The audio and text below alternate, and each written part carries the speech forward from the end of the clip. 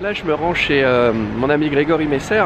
Grégory Messer, c'est un restaurateur qui a décidé d'aider les autres restaurateurs en animant un blog et puis surtout un vlog. Il a sa chaîne YouTube. Il fait pas mal de guides aussi, de petits manuels d'aide pour les restaurateurs. Et donc, je vais aller lui rendre visite de courtoisie, on va dire une visite amicale, et discuter un peu avec lui de ses ambitions, de ce qu'il a fait et de ce qu'il veut faire à l'avenir.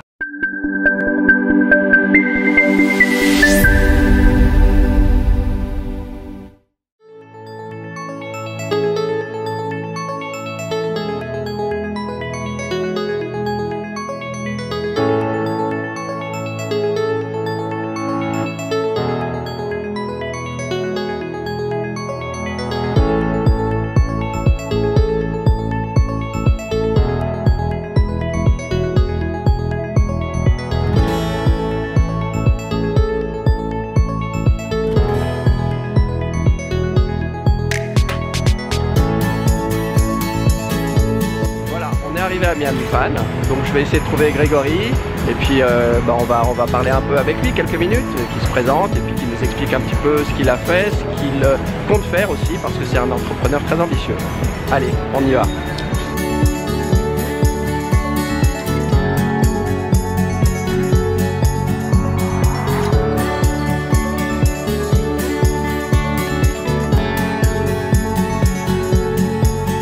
Grégory! Salut Fabrice. Tu vas bien? Ça va bien toi? En forme? Bah ouais. Bon, t'as bonne mine? Ouais, je reviens d'Espagne. Ah bah ça va, oui, tranquillou, on va s'installer ici. Je t'en prie. Allez, je te remercie. Et on va attaquer un petit peu les présentations, puis voir un petit peu ce que Grégory a fait, ce qu'il compte faire, tous ses projets. Rapidement, dis-nous un petit peu ton parcours, parce que je veux dire, tu as un parcours quand même d'entrepreneur et de restaurateur à la base. Je t'explique tout depuis le début. Non, rapidement, je pense que tu as lancé une affaire assez jeune, je crois. En fait, j'ai lancé une première affaire dès ma sortie d'école hôtelière. D'accord. J'avais juste 20 ans. Voilà. J'étais persuadé que j'étais fait pour la cuisine. Donc j'avais un fonds de commerce en bas de chez moi qui était libre. C'était un ancien bistrot qui partait, un monsieur qui partait à la retraite. J'ai saisi l'opportunité parce que c'était bien placé. Et je me suis planté au bout d'1 an et demi. D'accord. Parce que j'ai fait toutes les erreurs qu'il fallait pas faire quand tu te lances, c'est-à-dire prendre un chef qui a des prétentions, alors que je ne savais pas tellement décoder un CV à l'époque, prendre la plus belle des vaisselles possibles et inimaginables pour avoir le plus beau des restos, faire des travaux de malade, le tout supervisé par mon père qui n'y connaissait absolument rien à la restauration. Et voilà, on a fait une catastrophe ambulante. Est-ce que c'est de là que t'es venu cette idée de faire ton blog et ton vlog, surtout ton vlog, ta chaîne YouTube, pour aider les collègues restaurateurs, pour leur donner des tuyaux? Au départ, en fait, je me suis beaucoup remis en question et je me suis dit, mais pourquoi j'ai fait tout ça? Pourquoi j'ai pas imposé mes idées à mon père, finalement, qui était clairement le financier des travaux? Pourquoi? Parce que je savais pas. Parce que je savais pas comment les placer, cette idée, je savais pas comment mettre une fondation dessus et pouvoir les exploiter correctement dans mon affaire, pas me sentir étouffé, prendre des vraies prises de position. Et je me suis dit, mais où est-ce qu'on trouve ces réponses-là? On les trouve pas auprès d'un consultant, on les trouve pas auprès de ses parents, on les trouve pas auprès d'amis, on les trouve auprès de gens qui sont en activité, qui ont déjà vécu ça. Donc la première idée de restaurateur, c'était de faire un forum où les restaurateurs ou les futurs restaurateurs, ceux qui étaient en post-création, pouvaient poser des questions à des restaurateurs déjà en place et trouver des synergies, parce que quelqu'un qui n'est pas du métier peut avoir de très bonnes idées parce qu'il est dans une phase de fantasme, et là il va véhiculer des envies et des choses qui sont plutôt novatrices, et là il y a des bonnes choses à prendre pour les restaurateurs qui sont déjà en activité, qui sont déjà dans leur zone de confort.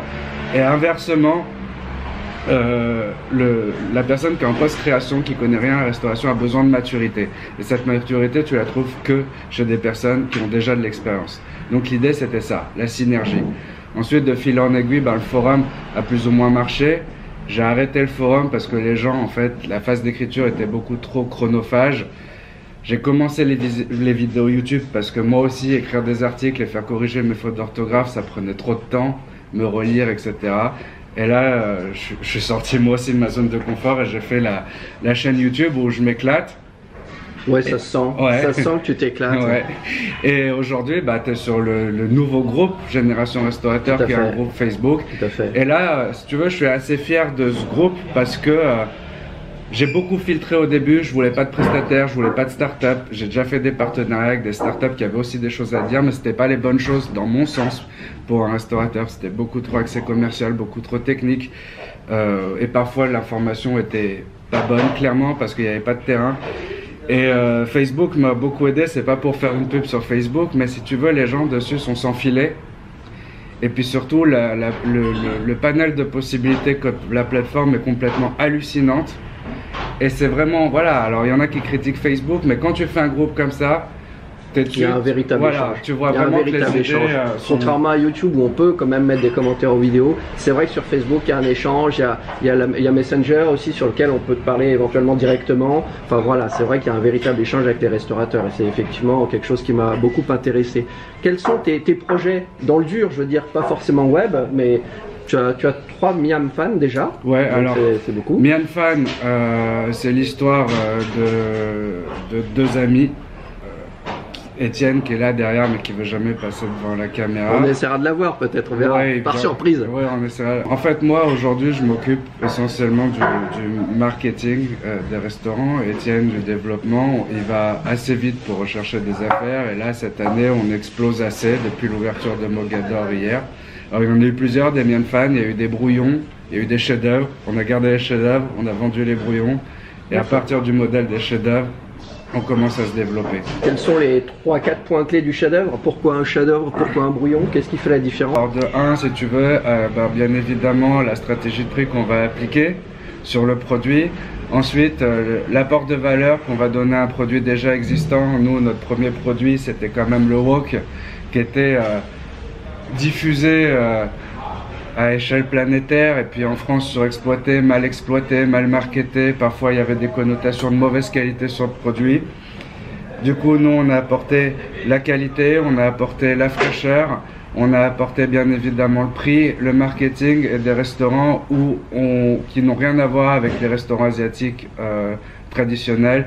On joue sur le design, sur la déco, sur la musique, sur un service, etc. On fait exactement ce que pourrait faire une franchise aujourd'hui en termes de charte globale. D'accord. C'est très précis. C'est très précis, c'est marketé, il y a de la recherche sur tout.